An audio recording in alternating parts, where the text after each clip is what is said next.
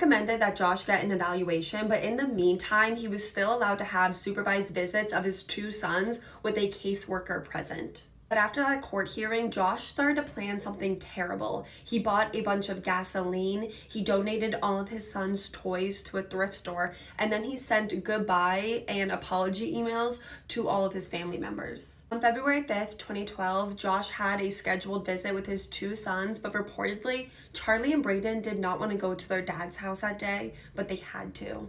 A caseworker named Elizabeth picked the two boys up from Susan's parents' house and drove them to their father's house. And when they got there, the two boys just hopped out of the car and they ran up to their dad. But before the caseworker could catch up to them, Josh slammed the door in her face and locked it. Caseworker Elizabeth starts freaking out. She says that she never had anything like this happen to her ever. She's knocking on the door, she's begging Josh to open it, and then she hears Josh say, "Charlie, I have a big surprise for you." And then afterwards, she said she could hear the boys crying and screaming. And we now know that's because their father, Josh, was attacking them with a hatchet. Caseworker Elizabeth then starts to smell an overwhelming smell of gasoline, so she goes and she calls 911. And I have to say, the 911 operator on this call makes me so mad. He sounds like such a jerk. He sounds annoyed that Elizabeth is even calling. Elizabeth is telling the 911 operator that she's really scared for these two young boys' lives, and she's asking, when are the police gonna get here? And the 911 operator, in like a really gross tone,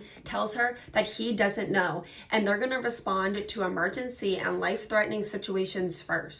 This is someone that doesn't have custody of children, and they've locked themselves away with these children. The children are crying and screaming, you don't know why, and now you smell gasoline and you don't think that's an emergency. But tragically, it would just be too late, because then Josh's house exploded. It burst into flames and there were no survivors. Josh passed away, but so did 7-year-old Charlie and 5-year-old Brayden. Hatred I feel for Josh is unbelievable. I don't think I've actually hated anyone so badly. He's such a coward. Like, what a pathetic excuse for a man. Like, if you want to go out like that and you want to do that, fine, whatever. I don't care. You probably killed your wife. But to take the boys' lives that way too, it makes me actually so sick. Every single time I hear about this case, I start to cry. Every single time. And to this day, Susan Powell has never been found, but it is believed strongly that her husband Josh took her life as well. And if you watched the end of this, thank you so much for listening to Susan, Brayden, and Charlie's stories. It means the world to me that you guys have been here at all. Love you guys so much. I hope I'm here with you guys tomorrow.